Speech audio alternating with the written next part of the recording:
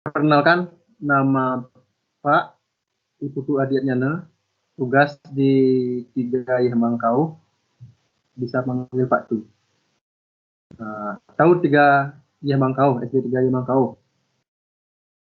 Itu tempatnya di Buah ya, di Mulanggrek lagi ke utara.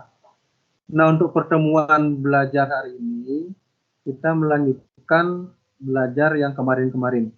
Masih di tema 7, kan, tapi sekarang sudah masuk di subtema 3.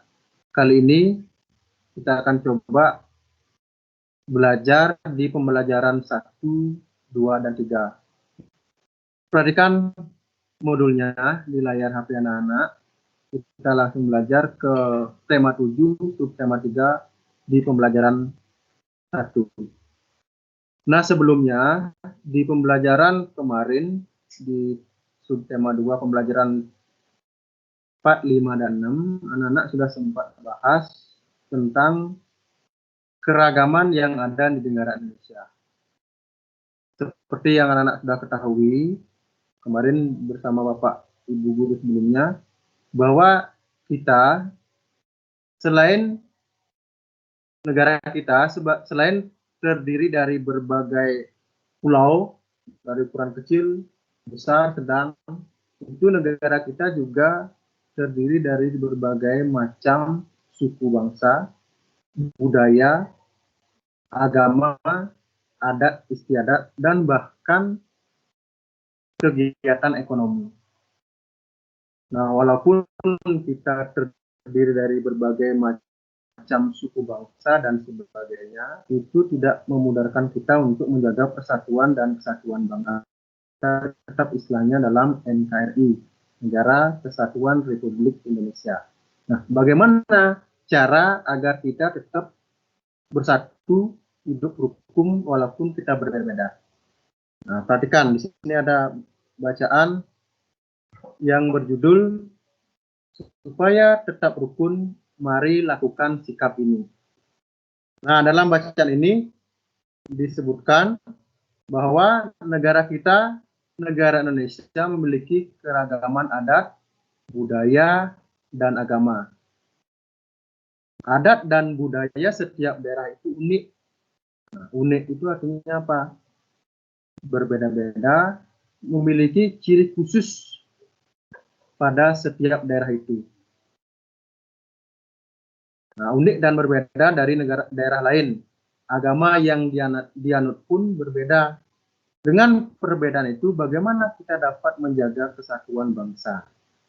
Nah, untuk menjaga kesatuan bangsa dan supaya tetap rukun, mari kita lakukan sikap-sikap berikut. Nah, yang dapat kita lakukan adalah hidup toleransi, saling menghormati, menjalankan ibadah sesuai dengan kepercayaan dan keyakinan masing-masing tanpa mengganggu apalagi menghujat agama lain. Salah satu perwujudannya adalah kita tidak boleh menghina yang beda agama, beda suku dan bangsa. Nah, itu kira-kira isi dari bacaan yang berjudul hidup rukun, apa yang perlu kita lakukan. Nah, selanjutnya setelah bacaan ini, anak-anak diminta untuk mengerjakan beberapa tugas. Nah, tugas ini sebelum-sebelumnya juga sudah pernah anak-anak mengerjakan yang seperti ini, yaitu apa? Mencari kata-kata sulit. Yang berikutnya adalah menentukan pokok pikiran pada setiap paragraf. Nah, untuk mencari kata sulit, anak-anak waktu yakin sudah bisa untuk menemukan itu. Nah, selanjutnya menentukan pokok pikiran. Ini juga sudah pernah anak-anak lakukan di pembelajaran sebelumnya. Nah, perlu Pak tambahkan, yang dapat dilakukan untuk menentukan pokok pikiran atau yang perlu diperhatikan adalah pertama, anak-anak harus membaca secara seksama, secara mendetail isi dari bacaan itu. Baca dulu setiap bacaan masing-masing paragraf. Nah, yang ini, yang tadi di atas nih. baca. Kemudian anak-anak menemukan di setiap paragraf menemukan kalimat utama. Yang mana merupakan kalimat utama.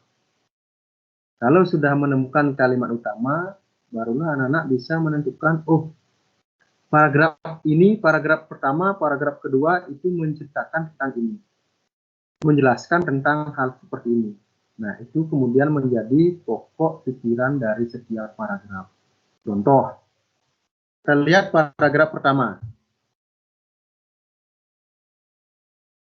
Bacaannya, negara Republik Indonesia memiliki keragaman adat, budaya, dan agama. Adat dan budaya setiap daerah unik dan berbeda dari daerah lain. Agama yang dianut penduduk pun beragam. Dengan perbedaan itu, bagaimana kita dapat menjaga kesatuan bangsa? Nah, untuk menjaga kesatuan bangsa dan supaya tetap rukun, mari kita lakukan sikap-sikap berikut. Nah, perhatikan, baca dulu paragrafnya. Yang mana kalimat utama? Kalimat utama itu biasanya terletak di awal atau di akhir paragraf. Nah, untuk paragraf pertama, itu kalimat utamanya adalah di awal paragraf. Yang ini. Negara Indonesia memiliki keragaman adat, budaya, dan agama. Nah, itu dijadikan dasar untuk menentukan pokok pikiran dari paragraf pertama. Berarti, apa pokok pikiran dari paragraf pertama? Adalah negara Indonesia beragam akan suku, agama, budaya, dan adat. Oke. Nah, begitu juga selanjutnya. Untuk paragraf kedua, ketiga, keempat. Silahkan nanti anak-anak coba latihan di rumah untuk mengasah kemampuan anak-anak untuk menentukan pokok pikiran masing-masing paragraf. Nah, selanjutnya di halaman berikutnya. Nah, keragaman budaya, suku, agama yang ada di Indonesia itu hendaknya menjadi bahan untuk pemersatu bangsa Indonesia sehingga menjadi magnet bagi wisatawan. Nah, perlu Pak Tugas kasih tahu, di Indonesia itu terdiri dari banyak suku bangsa. Kalau tidak salah itu 700-an suku bangsa. Itu tersebar di berbagai pulau di Indonesia. Nah, keragaman suku bangsa kita ini menjadi magnet bagi para wisatawan untuk datang. Nah, apa artinya bahwa keragaman suku bangsa menjadi magnet? Nah, kata magnet itu adalah kata kiasan yang memiliki arti bahwa menjadi daya tarik bagi wisatawan untuk berkunjung ke negara Indonesia. Nah, ngomong-ngomong soal magnet, magnet itu adalah apa? Magnet ini adalah benda yang mampu menarik benda-benda lain, benda-benda tertentu yang terbuat dari logam. Nah, di sini anak-anak diminta untuk melakukan suatu percobaan. Ya, silakan nanti bisa anak-anak lakukan percobaannya kalau mempunyai magnet di rumah. Kalau enggak, bisa anak-anak gunakan bekas speaker aktif yang di belakangnya itu juga termasuk magnet. Silahkan nanti lakukan percobaan. Nah, Pak tuh pada kesempatan ini Anda memberikan penjelasan sedikit apa itu magnet. Ya, magnet dan gaya magnet. Nah, sebelum lanjut, Pak ingatkan lagi apa itu gaya. Gaya adalah tarikan atau dorongan yang membuat benda itu berubah baik gerak maupun bentuk. Nah, lalu apa gaya magnet? Gaya magnet adalah gaya yang ditimbulkan oleh magnet. Nah, seperti yang tadi aku bilang, magnet itu dapat menarik benda-benda tertentu. Benda apa saja? Benda yang terbuat dari logam. Nah, hal-hal yang terkait dengan magnet itu adalah istilahnya ada kutub-kutub magnet, ada yang namanya medan magnet. Nah, apa itu kutub magnet? Secara umum, magnet itu dibedakan menjadi dua kutub, yaitu kutub utara dan kutub selatan. Utara dilambangkan dengan U, selatan dilambangkan dengan S. Kemudian apa itu medan magnet? Medan magnet adalah daerah yang dipengaruhi oleh gaya magnet. Berarti daerah di sekitar magnet itu yang masih mampu menarik benda-benda yang terbuat dari logam. Itu namanya medan magnet. Magnet ini terdiri dari dua macam. Ada magnet alam dan magnet buatan. Magnet alam itu magnet yang ada di bumi, di permukaan bumi. Ya, ada di utara dan selatan. Kalau magnet buatan, magnet yang sengaja dibuat oleh manusia. Magnet buatan itu contohnya ada magnet keping, ada magnet batang, ada magnet jarum, magnet silinder, atau ada magnet tapal kuda. Nah, magnet sendiri itu dibuat dengan beberapa cara. Ada yang namanya induksi, gosok-gosok, dan elektromagnetik. Nah, bagaimana cara membuatnya? Magnet induksi itu dibuat dengan cara menempelkan magnet yang sudah jadi pada benda yang ingin dimuat magnet. Contohnya, ada sebuah sepaku yang ingin anak-anak buat sebagai magnet. Sepaku itu kita tempelkan magnet. Untuk sementara waktu, sepaku itu akan berubah menjadi magnet. Itu namanya magnet induksi. Nah, lalu magnet gosok-gosok. Kalau magnet gosok-gosok, itu cara membuatnya, benda yang ingin kita buat magnet digosokkan dengan magnet. Contoh, benda sepaku ingin kita buat magnet, kita gosokkan dengan magnet. Sudah jadi gosok, dia akan menjadi magnet. Itu kalau gosok-gosok. Kemudian elektromagnetik. Ada istilahnya elektromagnetik, itu dibuat dengan cara mengalirkan listrik pada benda yang ingin kita buat magnet. Nah, selanjutnya nanti anak-anak silahkan dicobakan sesuai dengan tugas yang ada di buku anak-anak. Ya, silakan nanti melakukan percobaan. Kalau tidak ada magnet seperti di gambar, anak-anak bisa menggunakan magnet di stiker. Ya, di stiker aktif di belakang itu yang saya bisa. Nah, tadi kita sudah bahas sedikit tentang daya tarik magnet. Selanjutnya ada lagi istilah daya tarik bumi atau daya gravitasi. Pernahkah anak-anak mendengar? Nah, daya gravitasi bumi itu dapat diartikan sebagai gaya tarik bumi. Apa maksudnya? Benda-benda yang ada di sekitar bumi akan ditarik ke permukaan bumi. Contoh, nah, seperti gambar di buku anak-anak. Nah, ini ya, ketika ada buah yang sudah masak, yang sudah lepas dari tangkainya, dia akan jatuh ke permukaan bumi. Itu yang menyebabkan adalah apa? Gaya gravitasi bumi. Gravitasi bumi itu ada bermanfaat untuk kita. Apa manfaat atau keuntungannya? Dapat menahan benda-benda agar tetap ada di bumi. Contoh, anak-anak tidak melayang-layang di angkasa atau di udara. Itu karena ada gravitasi bumi. Nah, berikutnya kita lanjut ke pembelajaran kedua. Di pembelajaran kedua, di layar HP anak-anak sudah muncul gambar ini. Ada gambar dinosaurus, kemudian ada gambar Monas. Gambar apa lagi? Coba perhatikan, anak-anak, gambar apa lagi? Ada, ini adalah contoh dari karya seni menempel. Nah, lebih tepatnya adalah karya seni muntas.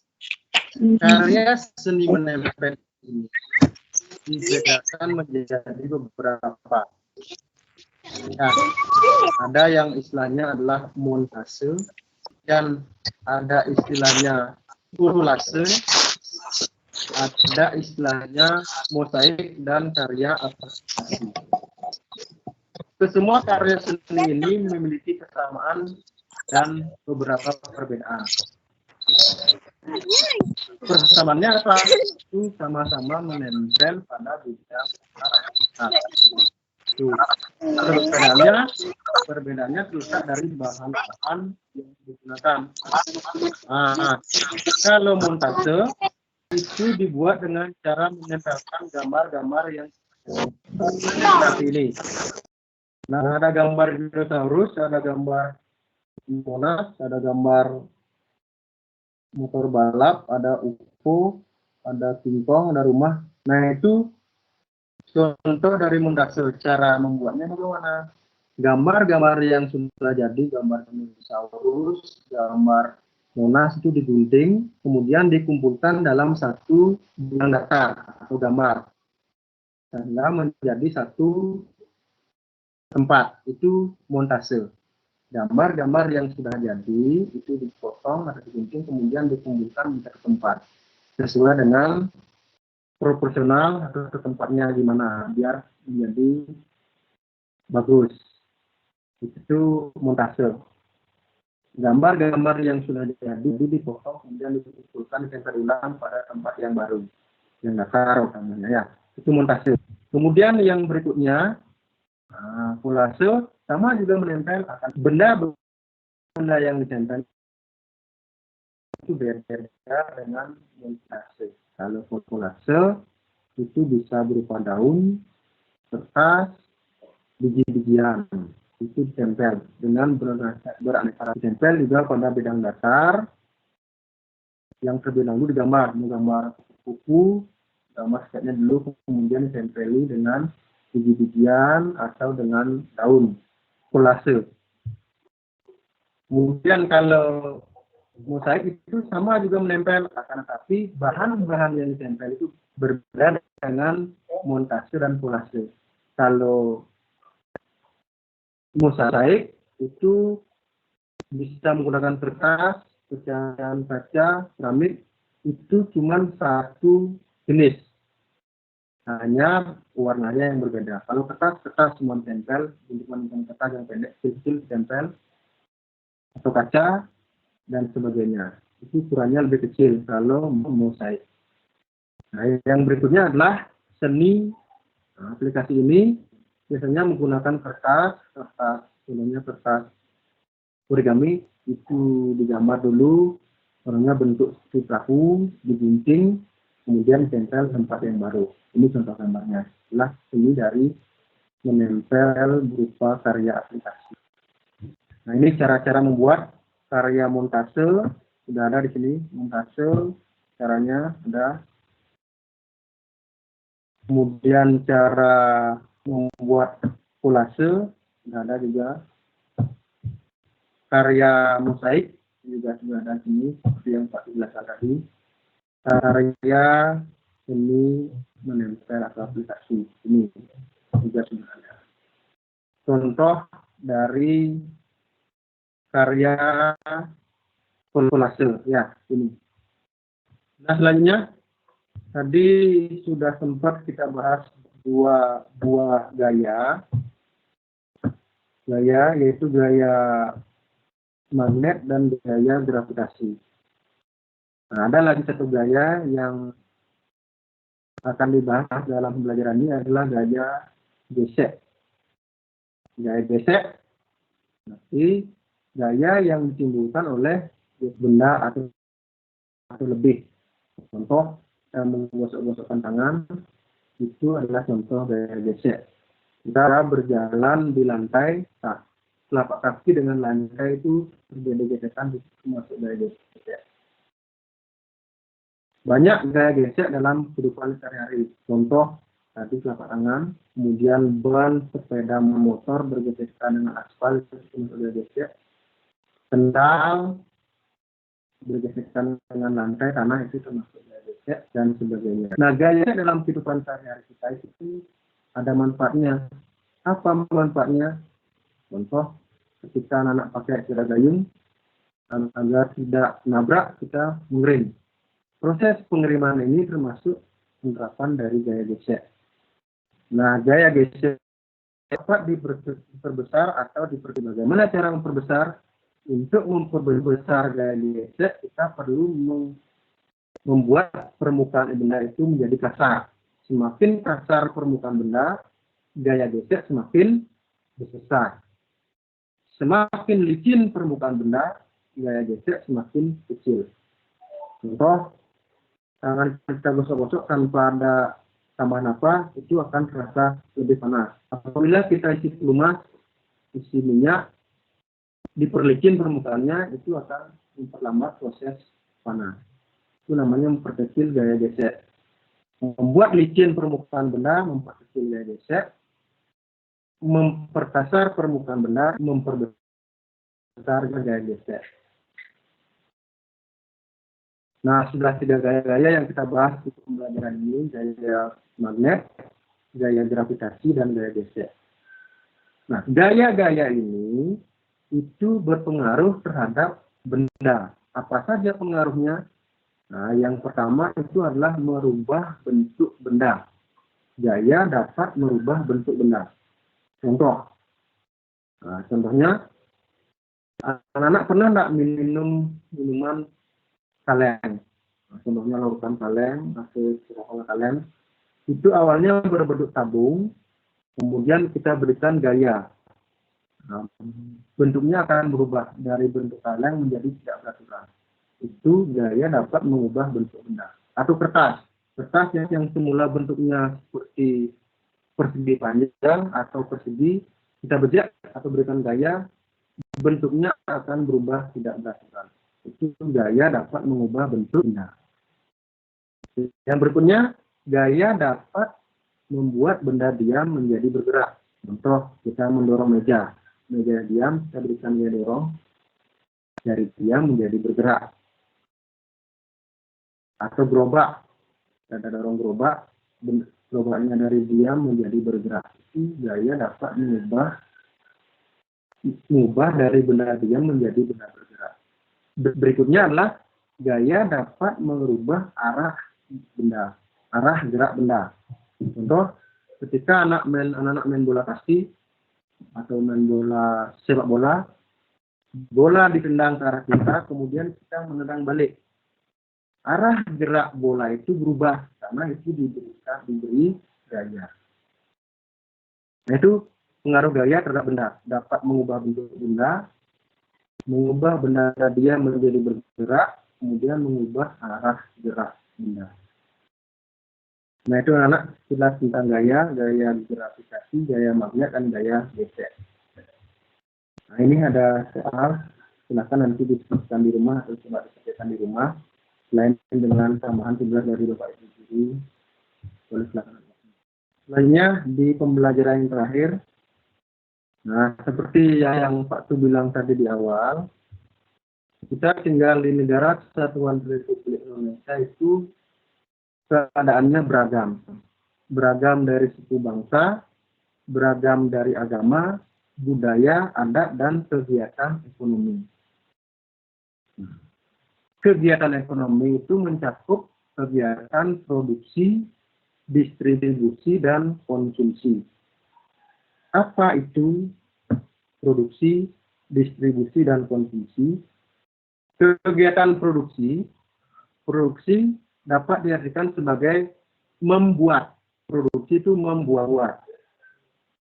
Contoh, pakaian yang anak-anak gunakan sekarang itu ketika dibuat di pabrik, nah sebelum anak-anak pakai itu masih proses pembuatan pabrik, itu namanya produksi. Nah, proses pembuatan itu namanya produksi. Diproduksi atau dibuat. Kemudian ada istilah distribusi. Distribusi itu adalah penyaluran, disalurkan dari pabrik dibawa ke pedagang pengecer atau dibawa ke anak-anak.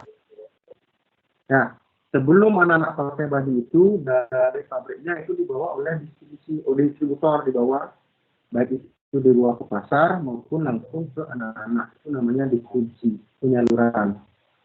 Nah, selanjutnya setelah sampai di anak-anak itu anak-anak langsung memakai baju, itu namanya konsumsi, memakai. Kegiatan anak-anak memakai baju itu namanya konsumsi. Nah, itu kegiatan distribusi, produksi, konsumsi, dan distribusi dan konsumsi. Ya, itu hal-hal istilah dalam hal ekonomi, kegiatan ekonomi. Selanjutnya, kegiatan ekonomi atau keragaman ekonomi itu dibedakan menjadi beberapa bidang. Nah, ini kegiatan atau aktivitas ekonomi di bidang pertanian. Nah, perlu anak-anak ketahui, wilayah Indonesia itu terdiri dari banyak daratan. Setelah itu terletak di wilayah iklim tropis yang cukup mendapatkan cahaya matahari dan hujan sepanjang tahun.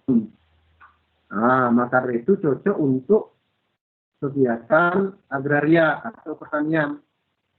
Nah, kegiatan atau aktivitas perekonomian ekonomi dalam bidang pertanian.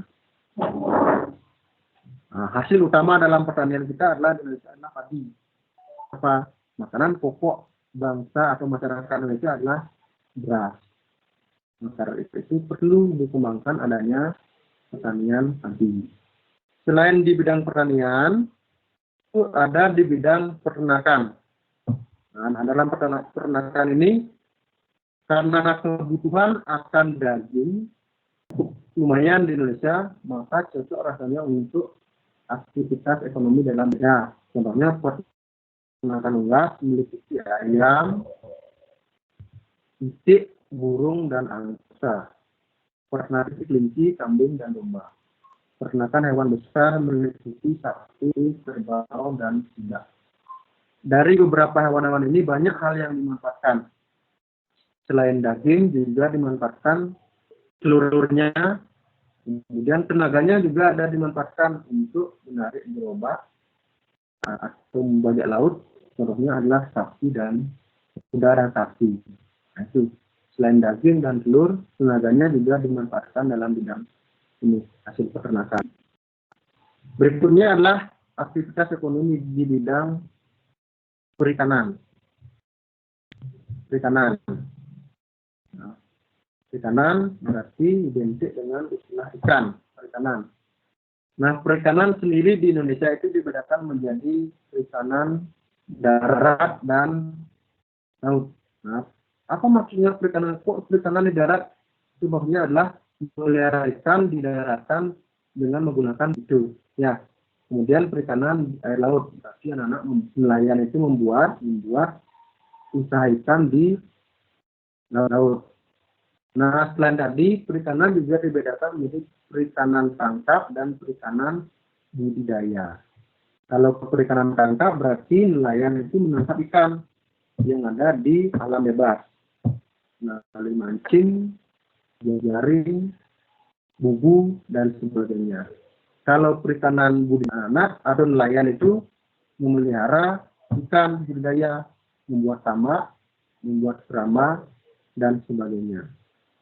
Dan yang berikutnya adalah aktivitas ekonomi di bidang kehutanan. Hutan sendiri pernah mendapat julukan bahwa hutan itu sebagai paru-paru dunia.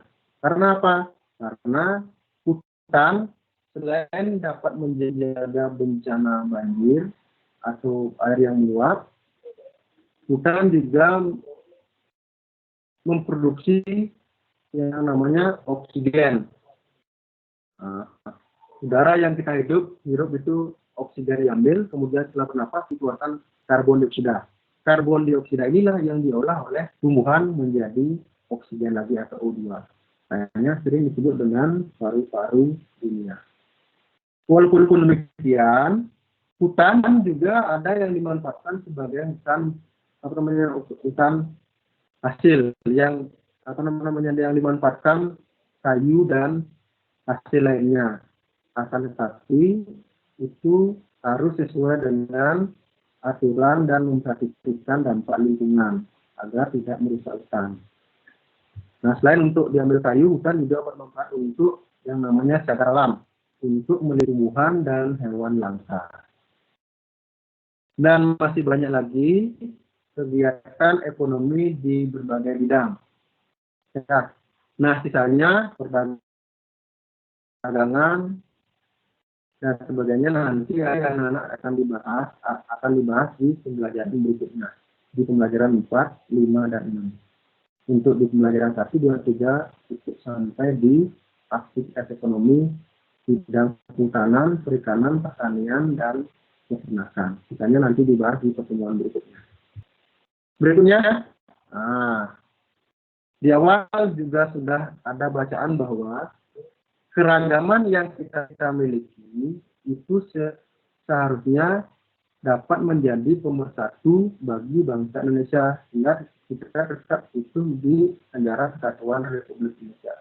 Apa sebenarnya arti penting dari keragaman dan suku budaya di Indonesia?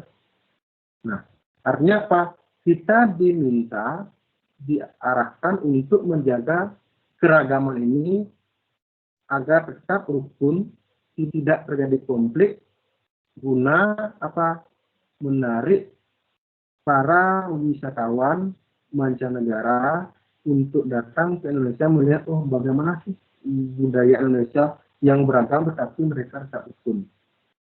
Nah, mengajarkan kita bagaimana saling menghargai dan bertoleransi dengan berbagai macam suku, agama, dan budaya yang ada di Indonesia agar kita tetap rukun, tidak saling mencemooh, tidak saling menghina dan saling mengejek.